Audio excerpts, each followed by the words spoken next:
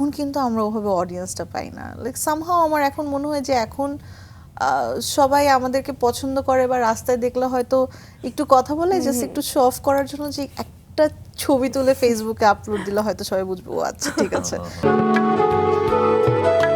আমরা দেখেছি একটা ফোন কোম্পানির বিজ্ঞাপনে 5-6 বছর ধরে আপনি নানান ধরনের কাজ করেছেন, ইভেন্টে অংশ নিয়েছেন, টিভিসি করেছেন, বাট তখন একটা থাকে না যে বিজ্ঞাপনে একটা জৌলুস ছিল।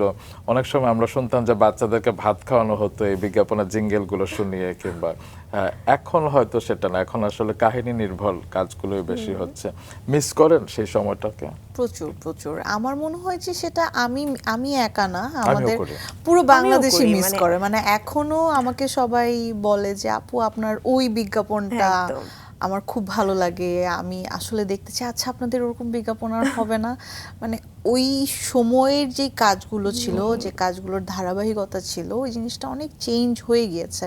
অ্যান্ড এখন আসলে মাধ্যম অনেক বেশি, তো সো আগে যেরকম বাজেটের একটা ব্যাপার ছিল, প্ল্যানিং এর একটা ব্যাপার ছিল, সময়ের একটা ব্যাপার ছিল, অ্যান্ড সব কিছু মিলে যেরকম কাজ হতো এখন ওরকম কাজ হয় না, হলেও হয়তো ভাবে ক্লিক করে না। সেটাই। এটাই। তবে আপনারা স্বর্ণযুগ ছেড়ে এসেছেন আর কি, স্বর্ণযুগে ছিলেন, সেটা অনেক বড় একটা পাওনা। একদমই একদমই। অ্যান্ড আমাদের ওই টাইমটায় আসলে আমি বলবো যে আমরা বেসিক ফ্যান ফলোয়ার্স যেটাকে বলে আমরা মনে হয় পেয়েছি। মানে না চাইতেই পাওয়ার যে ব্যাপারগুলো থাকে না, ওটা আসলেই পেয়েছি। যেমন এখনো লাইক কোন একটা রিক্সাওয়ালা মামা দেখলে বলে আল্লাহ আপু আপনার ওই বিজ্ঞাপনটা অনেক ভালো লেগেছে। কিছুদিন আগেই যেমন আমি একটা ছোট্ট আমার গল্প শেয়ার করি। কোনো একটা কারণে আমার গাড়ি ছিল না, সো আমি আমার নাটকের শুটিংয়ে যাব। ওখানে আমার সাথে মোশাররফ ভাইয়া ছিল, কোয়ার্টিস্ট।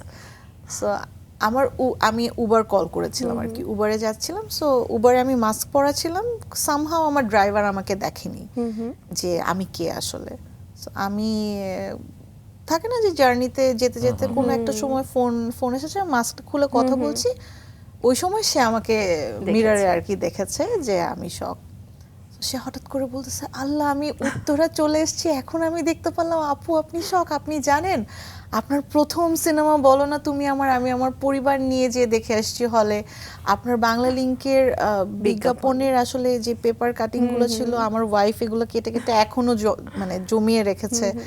অ্যান্ড আপনার সিকান্দার বক্সের আমি অনেক বড় ফ্যান আপু, আপনার সাথে একটা সেলফি তুলি।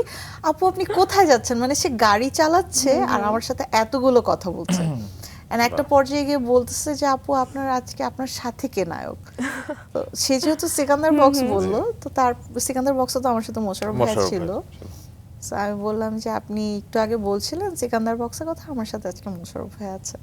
তখন বললো আল্লাহ আপনাদের দুজনকে একটু একসাথে দেখা যাবে এখন। তো তখন ডেফিনেটলি মোশাররফ ভাই সেটে আসেনি, আর আমি যেহেতু মাত্র এসেছি। সো মানে এই ছোট ছোট জিনিসগুলা, এগুলা মানে সামহাও ওই সময় আমাদের কাজের যে ধারাবাহিকতাটা ছিল বা আমরা যেমন কাজ করে এসেছি, এখন তো কাজের প্যাটার্নও অনেক চেঞ্জ হয়ে গিয়েছে। তখনকার কাজের ব্যাপ্তি, প্রচার, প্রসার সবকিছু মিলে অনেক আলাদা ছিল, যেগুলো আমি ছিল। এখন অনেক মিস করি। অ্যান্ড ওই টাইমটার কারণে না সবকিছু মিলে আমরা যে অডিয়েন্সটা পেয়েছি, এখন কিন্তু আমরা ওভাবে অডিয়েন্সটা পাই না। লাইক সামহাও আমার এখন মনে হয় যে এখন সবাই আমাদেরকে পছন্দ করে বা রাস্তায় দেখলে হয়তো একটু কথা বলে জাস্ট একটু শো অফ করার জন্য, যে একটা ছবি তুলে ফেসবুকে আপলোড দিলে হয়তো সবাই বুঝবে ও আচ্ছা ঠিক আছে। বাট ভেতর থেকে যে ভালো লাগা বা দেখার আগ্রহ বা তীব্র আকাঙ্ক্ষা যেটাকে বলে, ওই জিনিসটা অর্গানিক একটা অর্গানিক ব্যাপারটা এক্স্যাক্টলি। এটার কারণ হতে পারে কারণ ফেসবুকে এখন সবকিছুই সহজলভ্য, সবাইকে দেখা যাচ্ছে, অনেক তারকাদের লাইফস্টাইল প্রতিনিয়তই বোঝা যাচ্ছে। আপনি যখন সেই সময় বিলং করতেন তখন আসলে ফেসবুকে এতটা দৌরাত্ম্য ছিল না, এতটা ছিল না। এন্ড আই মাস্ট সে এখন আসলে তারকাদের লাইফস্টাইল দেখলেও আসলে কোনো সমস্যা নেই, বাট দ্য থিংস হচ্ছে আমরা টোটাল মানুষরাই অনেক বেশি জাজমেন্টাল হয়ে গিয়েছে আমার কাছে সেটা মনে হয়। কারণ কোনো মানুষকে আসলে আমরা ভালোভাবে না বুঝে হুট করে একটা মানুষকে জাজ করে ফেলি, হুট করে একটা কথা বলে ফেলি। মানুষরা অনেক সময় পরিস্থিতির শিকার হয়, কে কোন সিচুয়েশনে আছে সেটা তো তার জায়গাটা থেকে ভালো অন্য কেউ বলতে পারবে না। আর ওই যে আমরা আসলে আরেকটা জিনিসও আমার মনে হয় যে আগে আমাদের লাইফস্টাইলের মধ্যে অনেক পজিটিভ ভাইব ছিল, আমরা সবকিছু অনেক পজিটিভলি চর্চা করতাম। এখন যেটা অনেক নেগেটিভ, লাইক অনেক নেগেটিভিটি। সব কিছু ওপেন, আমরা নেগেটিভলি ফাইট করছি, জাজ করছি, কমেন্ট করছি, কাউকে ভালো বলার যে প্র্যাকটিসটা সেটা আমাদের নেই, ভালো শোনার প্র্যাকটিসটা নেই, এটা কমে গিয়েছে। বা আমার এটাও মনে হয় যে সবাই অনেক বেশি জেলাস ফিল করে, বাট আলটিমেটলি লাভটা কি হয়, তাই না? আলটিমেটলি কোনো লাভ নেই, কারণ আপনারা যখন একসাথে কাজ করতেন, আমি দেখেছি নিজের চোখে যে শখ একদিকে কাজ করছে, সারিকা একদিকে কাজ করছে, মিম একসাথে কাজ মিম করছে। একদিকে কাজ করছে, এবং সবাই মিলেমিশে কাজ করছে আর কি। এবং সেই সব তারকাকেই কিন্তু এখনো ইন্ডিভিজুয়ালি মানুষ মনে রেখেছে এবং সবাইকে ভালোবাসে আর কি। And এখনো আমাদের সাথে যখন দেখা হয়, আমরা কিন্তু খুবই উইলিংলি একজন আরেকজনকে হাক করি, কথা বলি, হেল্প করি।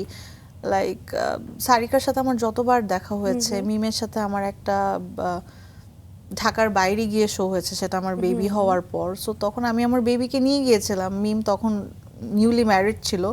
আমাদের অসাধারণ একটা সময় গিয়েছে তখন, লাইক মানে মনেই হয়নি যে আমরা ওখানে একটা শো করতে গিয়েছি, মনে হচ্ছিল যে আমরা একটা ফ্যামিলি গেট টুগেদারে গিয়েছি।